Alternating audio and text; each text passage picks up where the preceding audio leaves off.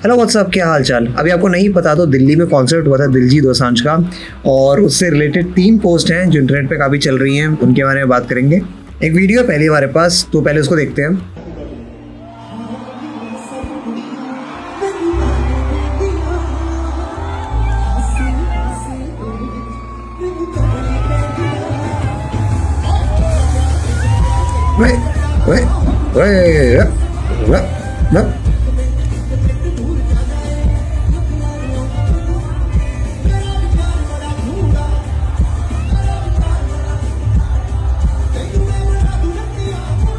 यहाँ पे पहली बात तो ये है कि ये एक फैंडम मेंटालिटी है, फैंडम नॉट फेमडम। फैंडम एक स्टेट या कंडीशन होती है जहाँ आप किसी के फैन होते हो, राइट।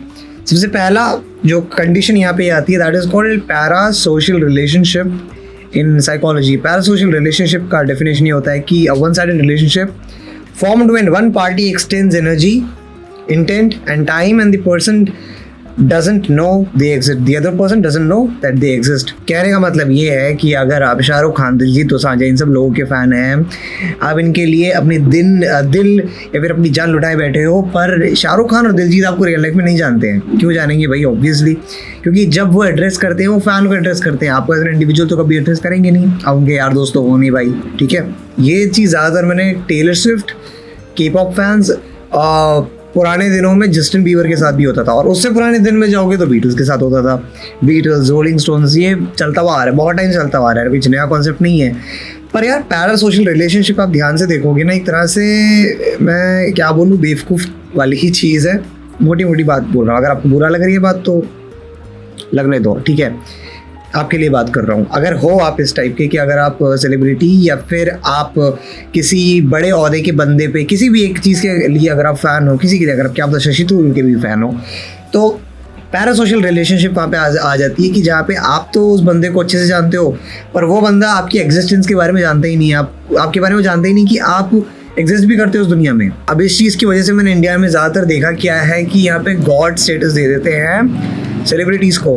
आपने देखा होगा, इसका सबसे बहुत बड़ा प्राइम एग्जांपल इसका शाहरुख खान का स्टान ही है। बहुत बड़ा एग्जांपल है शाहरुख खान का, अमिताभ बच्चन का, ये सलमान खान का। मैं अमिताभ बच्चन की एक डिसएडवांटेज बताता हूँ, ठीक है। मेरे ख्याल से वो बंदा Amitabh Bachchan ji, Amitabh Bachchan, I don't care, ठीक है। अमिताभ बच्चन का ऐसा सीन है कि ही हैज़ बीन सो, वो इतना अच्छा बनाया गई उनकी इमेज अभी तक पब्लिकली, कि उनकी जो लाइफ की नुआंसेस जिसे कहते हैं, या लाइफ में जो उनकी ख़राब चीज़ें चल रही हैं, वो पब्लिकली दिखा नहीं सकते। क्योंकि क्या होता है, जब आप किसी बंदे को गॉड स्टेटस दे देते हो, आप किसी बारे में बुरा नहीं सुन सकते। ये सेम चीज़ आपकी महात्मा गांधी पे भी रिलेटेड है। आपने देखा होगा ये चीज़, महात्मा गांधी के कितने डार्क सीक्रेट्स आप इंटरनेट पे देख लो। मैं आपको पता ही होगा इन चीज़ों के बारे में, नहीं पता तो देखो, महात्मा गांधी के कितने डार्क सीक्रेट्स या फिर उनकी रियल लाइफ की कितनी चीज़ें हैं जो उनकी एक सेंट पर्सोना जो था वो उसको बिल्कुल कैंसिल आउट कर देते हैं, राइट। इसे कहते हैं पैरा सोशल रिलेशनशिप का एक डिसएडवांटेज, दैट इज़ कि आपको ना वो बंदे को गॉड स्टेटस बना दोगे, और आपको अगर वो बंदा कभी किसी चीज़ की कंट्रोवर्सी में आ गया या उसकी लाइफ का एक नुआंस दिख गया, अगर उसने गलती से डिवोर्स भी दे दिया ना, आपके मन में होगा अरे भाई ये अमिताभ बच्चन कैसे डिवोर्स ले सकता, वो तो अमिताभ बच्चन है ना, गॉट इट।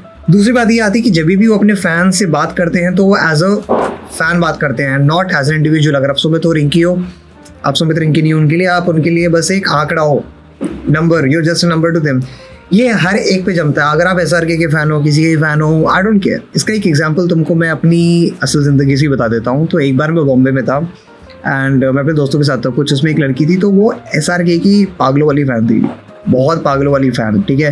कि अगर SRK उसके सामने, शाहरुख खान उसके सामने खड़ा हो गया, वो बेहोश हो जाएगी, ठीक है, वन ऑफ दोज फैंस।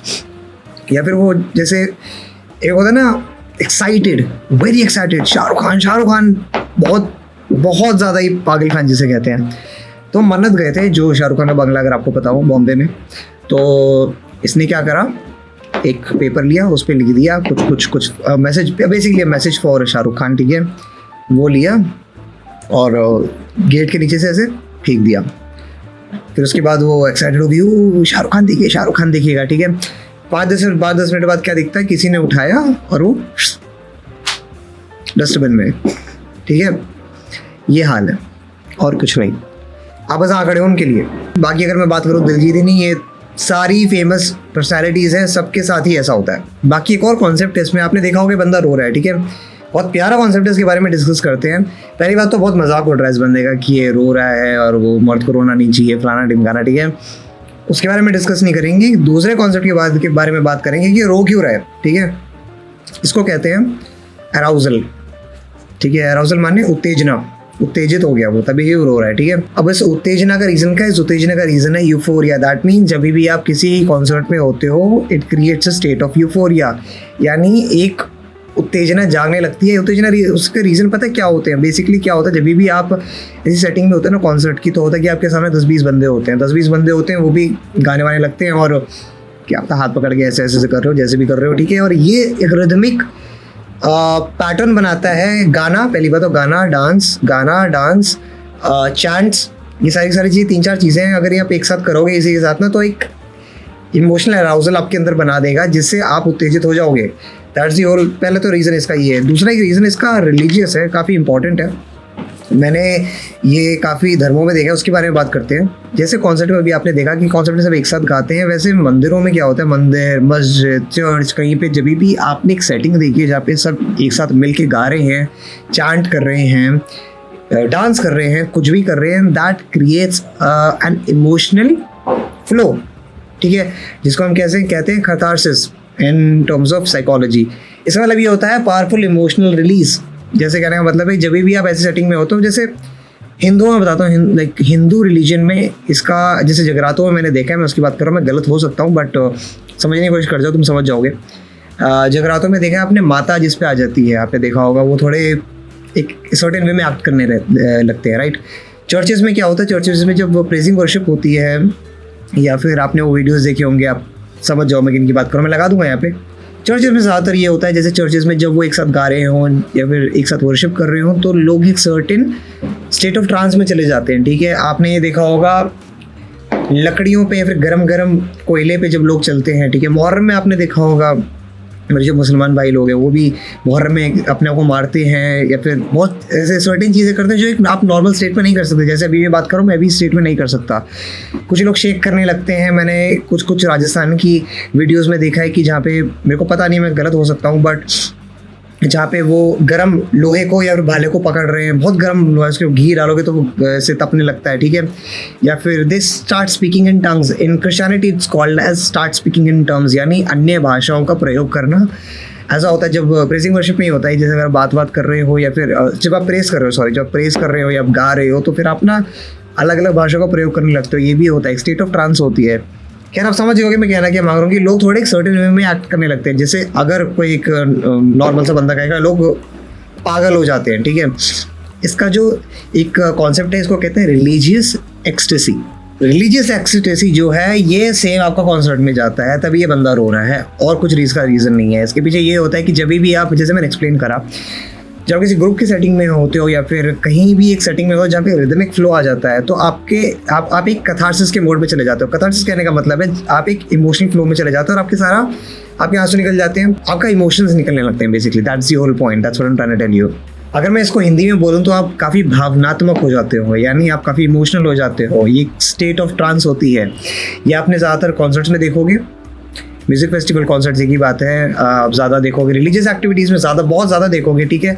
अभी कितनी वीडियोस वायरल होती हैं क्रिश्चियनिटी से रिलेटेड, आप वहाँ पे भी देख सकते हो। मैं क्रिश्चियन हूँ बाय द वे, अगर आपको नहीं पता, ठीक है, मैंने भी देखा है रियल लाइफ में, लोग एक्चुअली में रो पड़ते हैं, या फिर वो इसमें इवन क्रिश्चियनिटी में वो भी कहते हैं होली स्पिरिट जब आ जाता है। जैसे हिंदुइज्म में कहते हैं माता चढ़ जाना, माता आ गई, और भी होते होंगे। Even yoga is also your kind of religious ecstasy, जहाँ पे आप एक स्टेट ऑफ ट्रांस में चले जाते हो, और आप समाधि बहुत एक्सट्रीम हो जाता है, बट योगा भी एक तरह से एक स्टेट ऑफ ट्रांस है।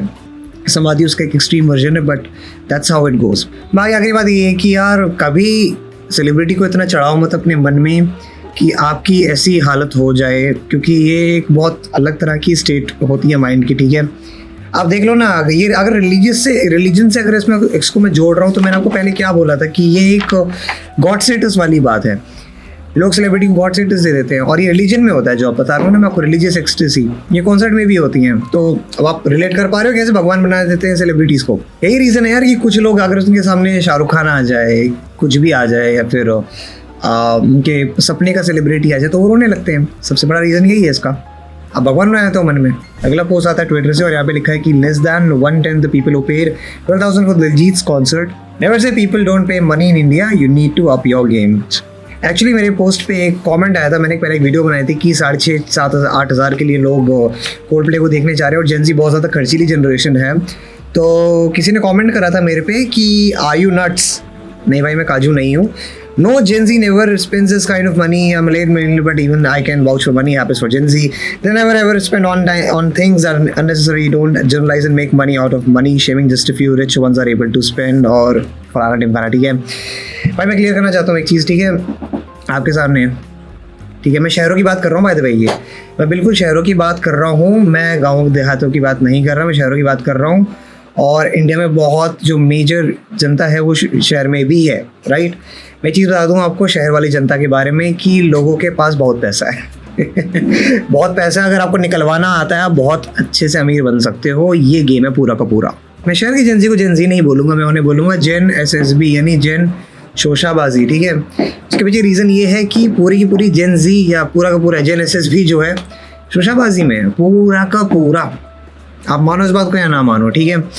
आज चलो मैं आपको एक चीज़ समझाता हूँ, ठीक है। आज आप डिफरेंस नहीं बता सकते कि कौन अमीर है कौन गरीब है by looking at their attire. उनके कपड़ों को देख के आप नहीं बता सकते। क्या पता कोई लो मिडिल क्लास से, और आज lower middle class high middle class अमीरों की तीन की एक बहुत ब्लर सी लाइन हो गई है अटायर के मामले में। ये आप भी जान सकते हो कि नहीं। मैं बात ये कह रहा हूँ कि या तो लोग क्या करते हैं आजकल एक्स्ट्रा स्पेंड करने की कोशिश करते हैं। ऐसा बात नहीं कि पैसा ज़्यादा है लोगों के पास, कुछ बहुतों के पास क्या पता है भी नहीं, पर क्या करते हैं वो ना फोमो के चक्कर में पैसा स्पेंड करने का ज़्यादा एक रुतबा रखते हैं। समझ रहे हो मेरी बात को? कहने का मतलब मेरा ये है, ये शहर तक ही वैलिड नहीं है। बाय द वे मैं एक और चीज़ बता दूँ, तुमने वो वीडियो देखी थी जिसमें वो एक आईफोन ले रहा होता है बंदा, वो अपनी आई गेस माँ ने इकट्ठे करे थे पैसे कहीं ना कहीं से। मैं भूल गया, मुझे वीडियो को कॉन्टेक्स्ट से याद नहीं, बट इतना मुझे पता है कि वो किसी सिटी या डिस्ट्रिक्ट का किसी का बंदा था। वो उसने अपनी माँ से कहीं से, माँ ने पता नहीं कैसे जोड़ जाड़ के पैसे आईफोन उसको दिलाया। अब ये चीज़ बताओ, ये मेट्रोपॉलिटन तक है क्या? देखो ऑब्वियस सी बात है, एक्सेप्शंस हर जगह हैं, ठीक है, मैं बिल्कुल एग्री करता हूँ, बट एक्सेप्शन मेरी चीज़ ही नहीं है। मैं एक्सेप्शन के बारे में थोड़ी बात करना है, मतलब जनरलाइज जो चीज़ों के बारे में बात करना है। जेन ज़ी के बारे में बात कर रहा हूँ जनरली। शहर की जेन ज़ी को तुम देख लो, अगर तुम कोई व्यूअर हो, तुम अगर सिटी या डिस्ट्रिक्ट के हो, तुम शहर की जेन ज़ियों को देख लो, तुमको पता लग जाएगा, भाव पता लग जाएंगे यहाँ की क्या क्या आटे दाल के भाव हैं। ठीक है, कपड़े, मज़े, आजकल घूमने फिरने पे भी ज़्यादा हो गया। कपड़े, मज़े, घूमना फिरना, खाना पीना, चार चीज़ों पे they don't think twice before spending. That's the whole point. मैं खुद जेन ज़ी हूँ अगर आपको नहीं पता तो, ठीक है। पर ये 4-5 टॉपिक से एक्सेप्शंस हमेशा हर जगह होती हैं। मेरे को लाके मत पढ़ दे दिया करो, मुझे बहुत गुस्सा आता है, ठीक है। मैं जनरलाइज टॉपिक की बात कर रहा हूँ कि जेन ज़ी एज अ होल है कैसे। तुम इस पोस्ट के नीचे जाओगे तुमको सेम चीज़ दिखेगी जो मैं ही बोल रहा हूँ, ठीक है। उसमें इतना कुछ इसमें नई चीज़ मैं बता नहीं रहा हूँ तुमको, बस मैं इतना बता रहा हूँ कि लोगों पे आजकल पैसा बहुत है भाई। या तो पैसा बहुत है उनके पास, या फिर उनके पास पैसा स्पेंडिंग करने की ज़्यादा हिम्मत है। और ये आजकल आ रहा है क्रेडिट कार्ड से। क्रेडिट कार्ड आजकल आप ले लो और आप कर लो स्पेंड। भाई देखो पता है क्या, क्रेडिट कार्ड पे ना 2 बार आप सोचते नहीं हो स्पेंड करने से पहले, आप स्पेंड कर देते हो। मैंने आपको पहले ही बोला था 10 रुपये क्या था, 100 रुपये का डिस्काउंट के पीछे 1000 रुपये स्पेंड करने वाली मेंटालिटी है।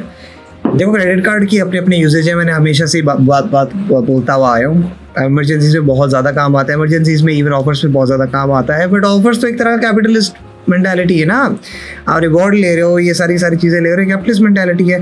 अगर कैपिटलिज्म में बहुत ज़्यादा लीन हो, एग्जाम्पल बताता हूँ, अगर आप एयरपोर्ट बहुत ज़्यादा जाते हो, बहुत ज़्यादा आपको एयरपोर्ट जाना है कि आपका साल में बहुत मल्टीपल ट्रिप्स लगती हैं, तो आपको लॉन्च एक्सेस चाहिए होगा, तो आप ले लो भाई क्रेडिट कार्ड, ठीक है। तब आप लोगे और आप टाइमली पे करते हो तो बुरी बात क्या है, तब तो बेसिकली आप अमीर ही हो ना, तब तो अमीर ही हो गए। तो मैं उनकी बात थोड़ी करूँ, मैं उनकी बात कर रहा हूँ जो साला जिनकी होता है ना आमदनी अठन्नी खर्चा रुपये वाली बात है, ठीक है। सेम आमदनी 1000 खर्चा crore, that's the whole point. आखिरी में एक थ्रेड है जहाँ पे लिखा है कि Diljit was amazing but his concert was not, और इसमें इस बंदे ने पूरा का पूरा ये समझाया है कि how he spend 15,000 on ticket, 15,000 कैसे गोल्ड पिट के लिए खर्चा करा, और उसके बाद उसका एक्सपीरियंस थोड़ा अच्छा नहीं रहा, मतलब शो काफ़ी लेट हुआ, लाइटिंग नहीं थी, अनहाइजीनिक था, काफ़ी चीज़ें वगैरह वगैरह वगैरह वगैरह। पर मेरे यहाँ पे एक पॉइंट है जो बहुत प्यारा है पे नोट करने वाला, which is food and beverage वाला। फूड एंड बेवरेज मेरा सबसे मेन टॉपिक यहाँ पे बात करने वाला है, ठीक है। उसके बारे में बात करते हैं। देखो पहली बात तो कॉन्सर्ट जो होते हैं वो होते हैं ह्यूज हब ऑफ कैपिटलिज्म। मैं पिछली बार भी बोल चुका, ठीक है। That huge hub of capitalism मुझे नहीं पता पुराने टाइम में कैसे होते थे, मैं देखता हूँ उस बारे में, क्या पता पुराने टाइम में भी होते हैं, आई डोंट नो। पर they are the huge hub of capitalism. खर्चा यहाँ पे सिर्फ आपके टिकट तक ही सीमित नहीं है, ठीक है। मैं आपको बताता हूँ होता कैसा है, पर्सनल एक्सपीरियंस से बता रहा हूँ, ठीक है। अगर एग्जाम्पल दिलजीत का अगर कॉन्सर्ट था, 15,000 की अगर टिकट थी, 15,000 के बाद आप लगा लो खाने का खर्चा वहाँ पे अलग होएगा, एक एक करके आऊँगा, ठीक है। खाना पीना, पानी और अल्कोहल अलग, ठीक है। सर्विंग अल्कोहल अलग, एक्सपीरियंस और मर्च। खाना बहुत महंगा होता है। खाना आप लगा लो एक नॉर्मल सा बर्गर भी होगा, वो भी 400 500 600 का तो अराउंड होएगा, ठीक है। अगर आप सेन बंदे हो आपको ये महंगा लगेगा, अगर नहीं हो तो आप अमीर हो, मेरी वीडियो पता नहीं देख भी क्यों रहे हो। खैर अगला आता है पानी। पानी का खर्चा बहुत महंगा होता है। पानी आप लगा लो अगर 20 की बॉटल जो यहाँ मिलती है वो वहाँ पे 120, वो बड़ी ऐसी स्लिम ड्रिम टाइप ऐसे बॉटलों में मिल जाती है, जो बड़ी मॉडल टाइप दिखती है बॉटल्स, ठीक है। उसके बाद अल्कोहल का खर्चा क्या होता है, अल्कोहल आपके देते हैं इतने ग्लासेस में, इतना होगा ज़्यादा ग्लास, ज़्यादा नहीं देते, और वो भी बड़े महंगे होते हैं। वो लगा लो आप 1000 1200 उसकी उतने की जाती है। एक्सपीरियंसेस में आपका मेन आ जाता है जैसे अगर फ़ोटो बूथ लगाया है तो फ़ोटो बूथ में आप पैसे दो, या फिर ऐसा कुछ एक्सपीरियंस लगा रखा है जैसे क्या पता कुछ ऐसा मिरर वाला एक मेज़ बना रखी हो, मिरर मेज़ बना रखी हो, या कुछ बना रखा हो अंदर, एक्सपीरियंस वाला अलग चीज़ है। क्या बहुत से फ्री भी होते हैं, ऐसी बात नहीं है फ्री नहीं होते, बट जो एक्सेप्शंस की बात कर रहा हूँ, क्या पता कुछ में पैसा लगता हो, ठीक है। जैसे क्या पता फ़ोटो बूथ में लेंगे वो, या फिर मेकअप बनाना यहाँ पे कुछ लगा दिया, ऐसे कर दिया, वो मेकअप वाला, ठीक है। आखिरी आ जाता है मर्चेंडाइज। मर्चेंडाइज का सबसे ज़्यादा जो मुझे लगता है मोनोपोली मोटी वहीं की है, जहाँ पे जो मर्चेंडाइज आती हैं ये सब। अब लगा लो 15,000 का टिकट है, ये आप लगा लो मोटा अगर आप खर्चीले हो ना तो आप 10 से 15 ऊपर कर सकते हो खर्च, 10 कर सकते हो। अगर आप बहुत ज़्यादा खर्चीले हो तो 10-15 आई गेस ठीक है, डिपेंड करता है, वेरी सब्जेक्टिव, बट इतना जा सकता है, उससे भी कम भी जा सकता है, क्या पता 4-5 या 2-3 4 भी हज़ार भी जा सकता है, इतना नहीं है। पर मेरा मोटा कहने का मतलब है 15,000 नहीं है, 15,000 प्लस है।